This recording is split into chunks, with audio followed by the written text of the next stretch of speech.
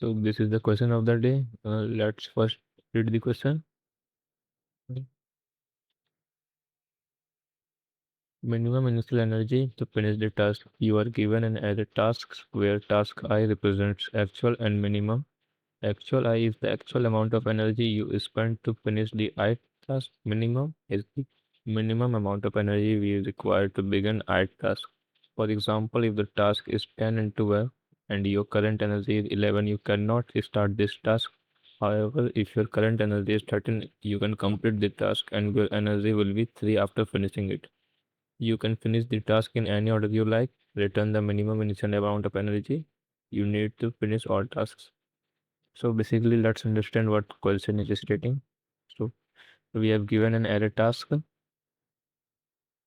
which contains multiple sub-arrays that are containing two values. One is minimum and another called actual.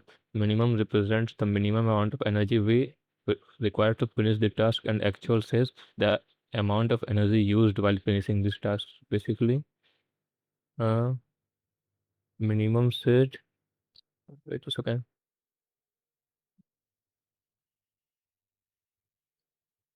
Minimum is amount of energy we require to start the task, and actual used the amount of energy that used to finish this task. Okay.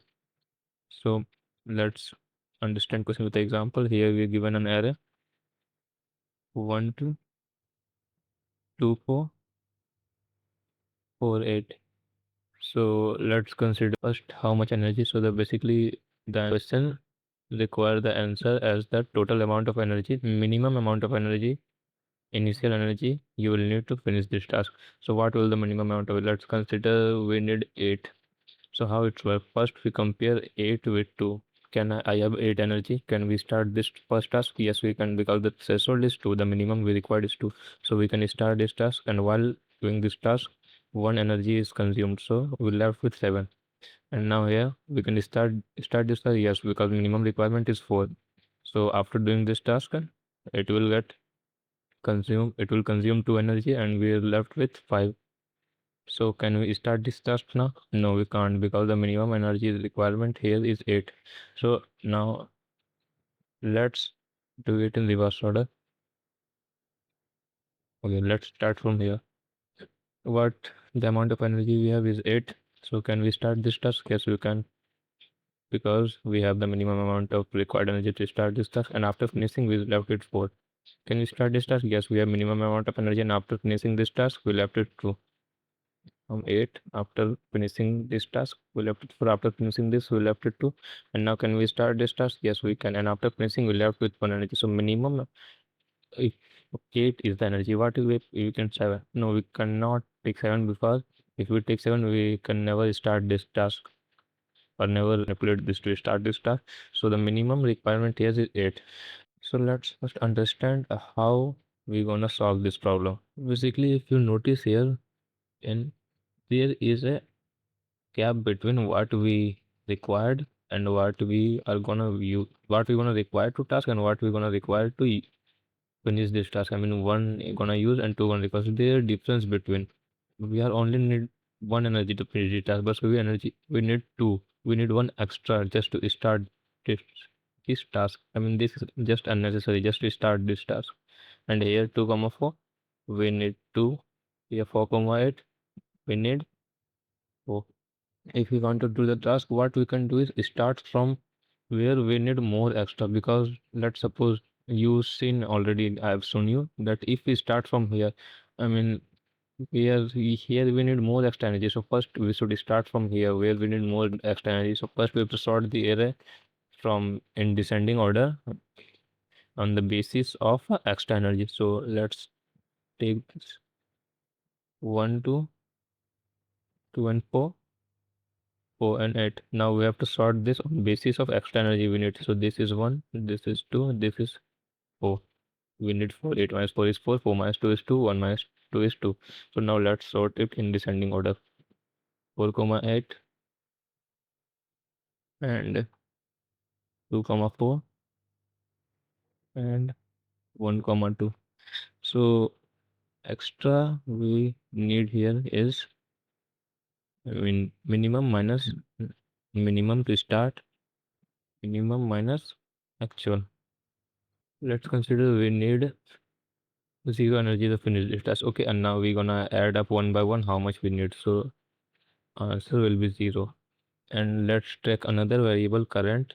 Okay, I'll just do a dry run, and by doing the dry run, I'll explain. Okay, now what we're gonna do? So current is two. So basically, we are iterating tasks in tasks and auto loop. So what will be the minimum of this task? It's gonna be minimum equal to and actual. So how much more we gonna need to? I mean, currently we have zero energy. So how much more we gonna need to do this task? That's the threshold. I mean, current.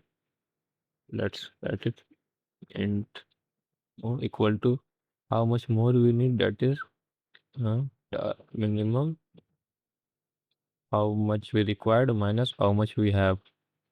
So, okay, this much more. And if more is greater than zero, I mean, if we need some energy, I mean, we can have already some energy. So if we do not need more energy, we can directly do. But if we need more energy, what we have to do? We have to add some energy. And how much we have to add? We have to add how much we need in both current, how much we need to finish this task equal to this much more we need, and let's store that energy in our answer so we can track overall energy.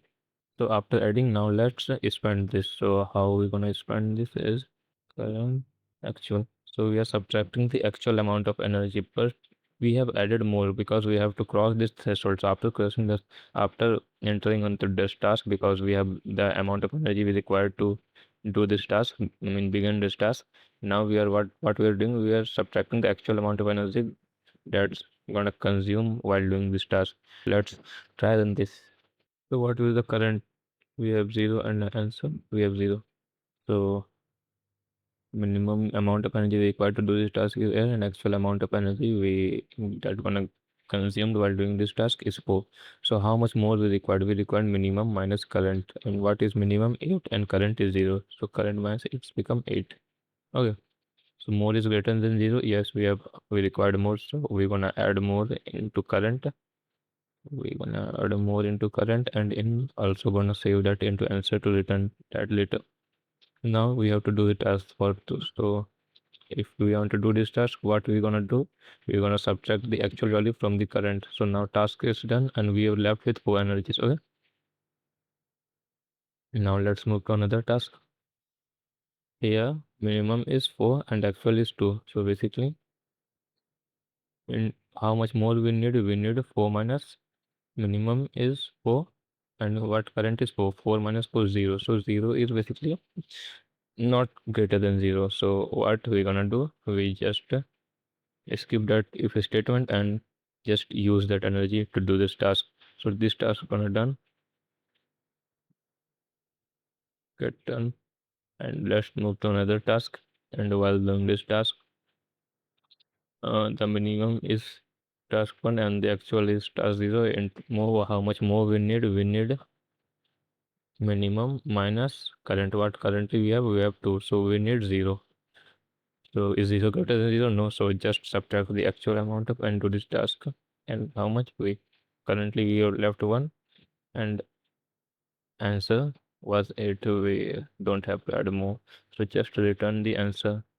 So we skipped one part. If you notice that how we went from the to this. I mean, how we actually gonna sort this in basis of the difference. So if you know C++ STL already provide a sort function where you can just and you can pass a comparator function. What this function does is this basically defines the rule. That's right there. It defines the rule on the basis of which sorting gonna happen. So basically, the syntax is to close uh, square bracket and then the parameters we're gonna pass. So basically, here we're going to pass sort function unites it over each task, and each task containing a subtask of two values 0 1. So what we're gonna do is pass these as a parameter and another these as a parameter, I mean the total number of. So let's vector int a comma int b. Now we have to return where we want to sort. If we put a greater than sign here, it will sort in descending order, and if you put less than sign here, it will sort in ascending order. So what we want to compare with a of 1 minus a of 0, b of 1 minus b of 0. So basically what this sorting do, this will sort the entire array on the basis of difference of each subvectors. So if you need more explanation on this, you can comment to me. I can make a separate video on the STL, C++ sort STL, that how to pass a custom comparator function inside that. Oh, okay. Now we have seen the pseudo code and we have dry run the code. Now actually for this. Okay, the first of all, what we're gonna do is, so we write the sort function, we pass the custom comparator, and after sorting are done, what we have just to do, we have to tag the current and answer. We are now track the answer. Now we have to just auto iterate on the loop. So one thing we can do is, we can pass task as reference, so it doesn't make copy again and again. You can pass normally, that will also work fine. Now I'm just writing this variables to have better understanding of the code. What will be the minimum of this task, the second element, and what will the actual will be first element of this task, and how much more we need what we need minimum value minus what we currently have. And if we need some more energy, I mean basically more is greater than 0, what we're gonna do, we're gonna add that amount of more energy into current and answer both. And after adding, we just have to do the work, I mean basically use that energy to do the work. And how much we require to do this work, what the actual energy we require to do this work. Okay, now just return the answer. Let's first, okay, it's run perfectly. Let's submit the code.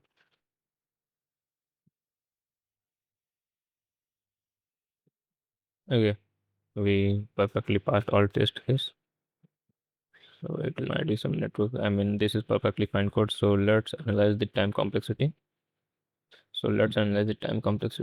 So what we are doing, basically the sorting here alone, basically what we do, the sorting this takes O and log n, big O of and log n, and okay, we iterated in the loop for a while, so this is big O of n. So basically the total time complexity will become big O of and log n, and space complexity, we are not using any extra space, so it is just constant.